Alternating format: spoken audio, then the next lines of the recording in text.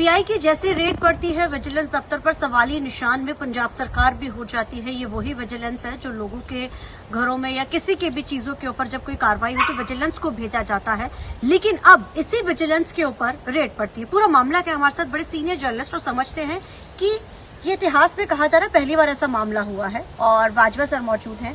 Bajwa sir, बहुत संजीदा मामला हो चुका है। सीबीआई की विजिलेंस, दोनों ही बड़ी एजेंसीज हैं, सीबीआई, विजिलेंस, ईडी।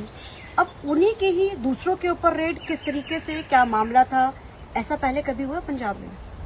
देखिए, ये हमारी इसका पंजाब की सीबीआई कहते हैं। हालात ये बन गए हैं कि इनका कल की बात है, विजिलेंस चीफ का रीडर पकड़े जाना, ये बहुत बड़ा संगीन मामला है।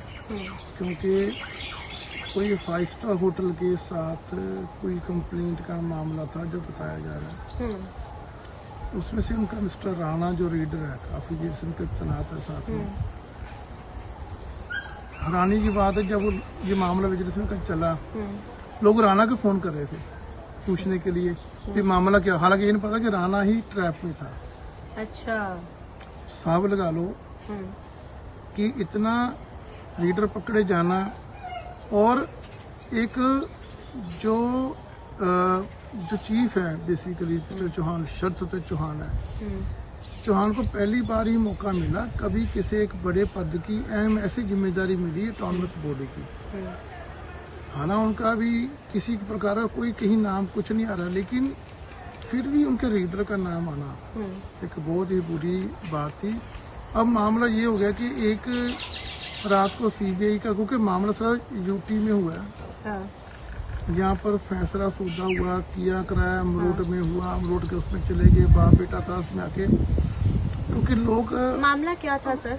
ये कोई फ्लैट का, जमीन का लेन देन का मामला था? ये मामला तो जुड़ा तो कोई बिजनेस कारोबार की जो कोई कंप्लेंट थी बड़ी अच्छी जो था उसमें आके, जो बताती है कि 5 स्टार होटल जगह अलग अलग उससे रिलेटेड जो मामला चल रहा था उसमें आके अभी क्लियर नहीं हो पाया, क्योंकि भी वो उन्होंने सारा सीबीआई ने भी उसमें छुपा के रखा।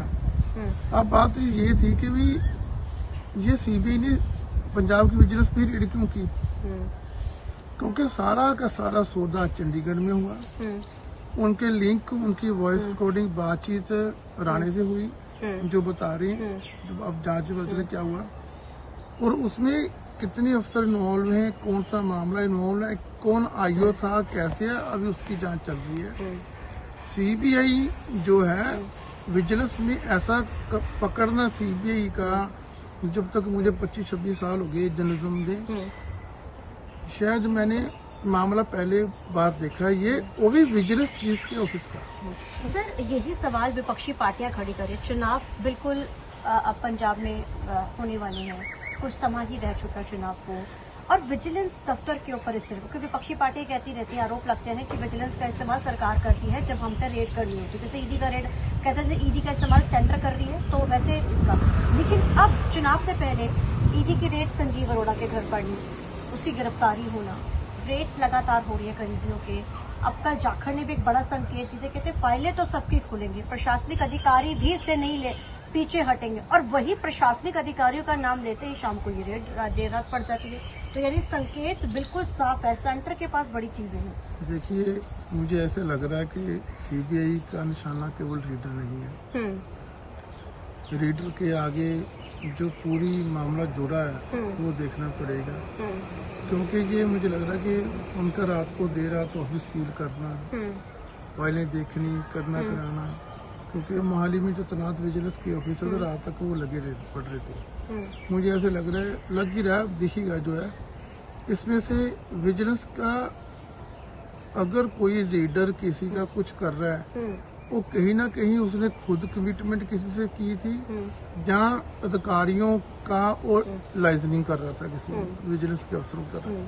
ये तो जांच का विषय है, लेकिन देखिए टाइम देखिए ऐसा है, इस वक्त विजिलेंस पे कारगुजारी पे उंगली उठना ये ठीक नहीं है, क्योंकि अब ये इलेक्शन ये चल रहा है, ईडी का एक्टिव हुई पड़ी है। पहले पंजाब में आके रूलिंग गवर्नमेंट जो सत्तारूढ़ वो कहती है कि सारा पॉलिटिकल मोटिवेटेड है, उधर से अब ये ट्रैप केसेस है। ट्रैप देखो आके मामला करप्शन का है, और जो पंजाब की सबसे बड़ी करप्शन की एजेंसी है वो पकड़ा वही जाता करप्शन है। के उसमें लेस हो तो रही है। ये चीजों उठने के बाद कहीं ना कहीं तो सरकार पर भी साख तो एक बार गिरती है ना। गिरती क्या मतलब कि चाहे कोई भी करे आके, लेकिन वो एजेंसी है जो ऑलरेडी कम से कम 8-9 फॉर्मर मिनिस्टर को, 15 से ज्यादा IAS को, IPS को, PPS को, PCS को, मिनिस्टर्स को, मौजूदा मिनिस्टर्स को पकड़ रहे हैं। हाँ बिल्कुल। अगर वही शक्के या सवालों के घेरे में आ जाएं,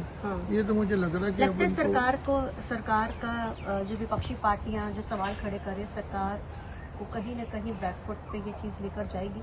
सवाल तो सरकार पे भी, और कितना इम्पैक्ट पड़ेगा इसका सरकार के ऊपर? देखो, सेंटर तो पहले ही जो है वो खिलाफ है आम आदमी पार्टी सरकार के।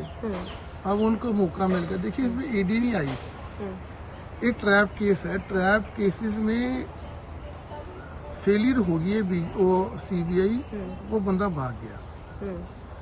इसमें बहुत बड़ा मैटर होता है कि CBI का ट्रैप हो जाना, और मौके से बंदा ट्रैप केसेस में 99.9% कन्विक्शन है।